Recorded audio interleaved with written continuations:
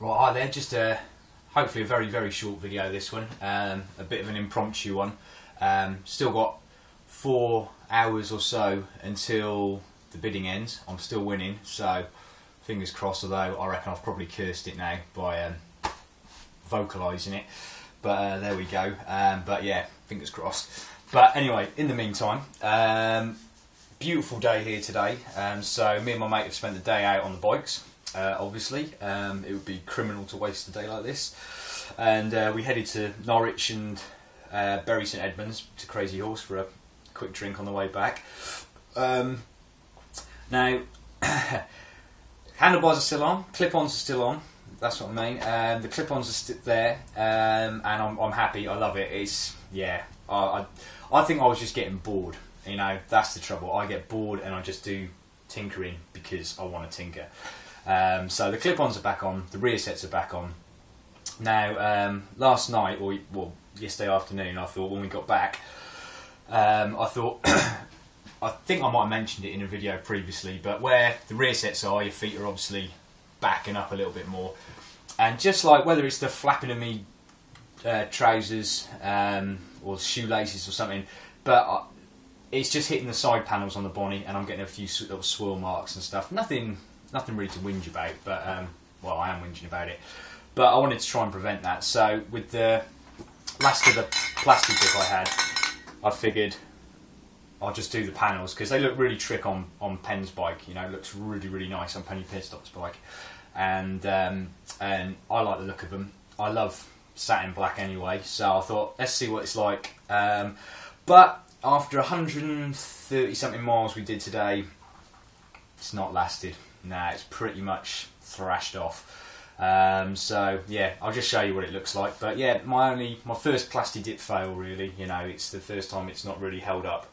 But unsurprising, you know, it's getting a bit of abuse hitting it. It's only a rubber kind of cover, so it's not really designed to have continuous abuse.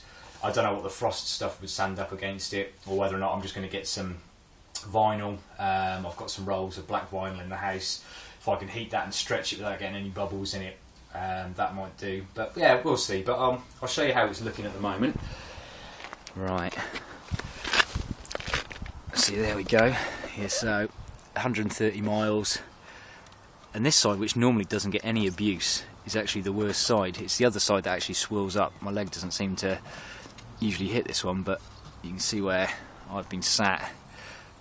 My leg, whatever there. But that's just yeah, wearing through, so easy enough to peel it off, but there we go. Thought I'd have a go at that, but it's a shame because I do like the look of the satin on there. It's quite nice. It's nice finish, but there we go. That's a shame, but never mind. So there we go. So the plastic didn't quite stand up. Never mind. You know, you try some things, it doesn't always work. The other thing I've done is I was harping on about maybe fiberglassing up a rear mudguard, or using the front mudguard and chopping it down. I offered up the front mudguards. They're a bit too skinny. They just look like you've cut a front mudguard and just stuck it on there. It's not quite what I wanted. Looks at my fiberglass. I haven't got as much as I thought, so that would mean going and buying more fiberglass. Obviously, I haven't got the gel coats put on there, so there's a lot of prep and work, and which would have been fun, but I don't want to be throwing too much money and time away if a project's on the way. You know, the bonnie, apart from every 5 minutes changing bars, is pretty much done. So I was looking on PJ Glass Fibre, which is a site I've used before. He does, well, a lot of fiberglass stuff, but also does a lot of stuff for the Bonnevilles and some of the Harleys, I think. Yeah, he's just brought out he had bobbed rear guards before, but this is the slimline, super thin bobbed guard, and I really liked it. And I thought, you know what, I'm just going to order that one and see how it goes. And it's arrived today, and here it is. That is the rear mudguard, and I have to say his stuff's always been great, but I'm really impressed with this. It's a real good solid bit of kit that's, you know, really well made. This is just the gel coat, which he does say, you know, will require painting. There will be imperfections in a gel coat, but I've got to say, it's only this section that's going to be showing. You can see it's much smaller and shorter than the stock Bonneville one, and it's thinner along here as well, so it doesn't hang down. Yet still provides the same underseat protection as the stock guard.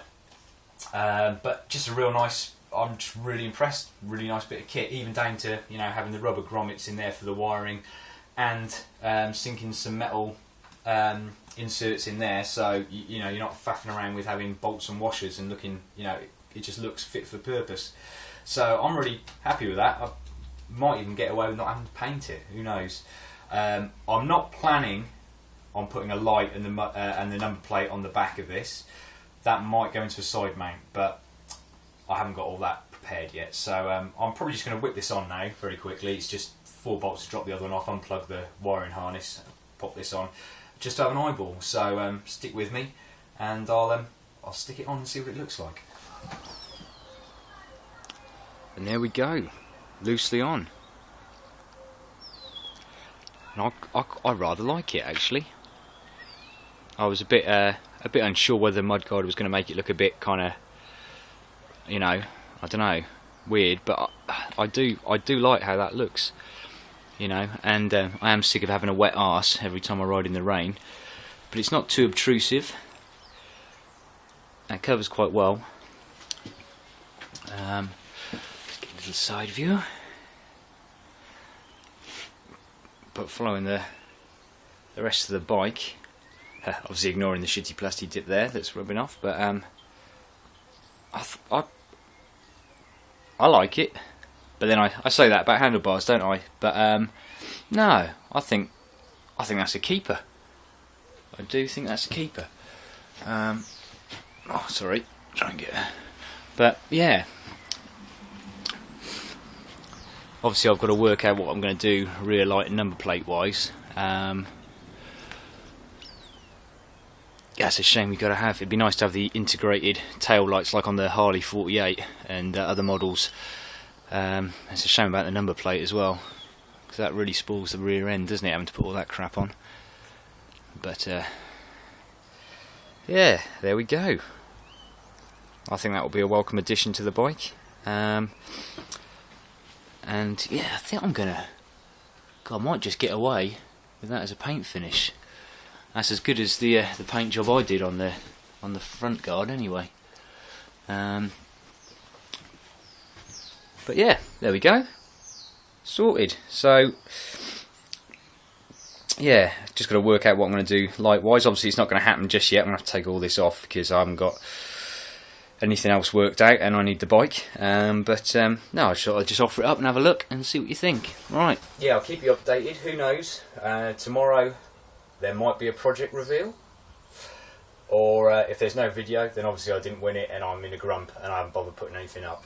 But until then, take care, ride safe, and oh, before I go, just want to say on the video as well, spoken to Del yesterday, but for those of you who've watched Del Boyd's Garage and the awesome job he's done on my chain guard and well, Jen's chain guard, but Del, thanks ever so much, and there'll be some bits winging their way in the post to you as well.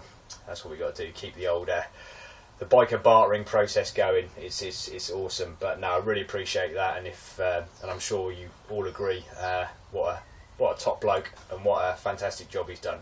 Anyway, till next time, rock on, see you soon.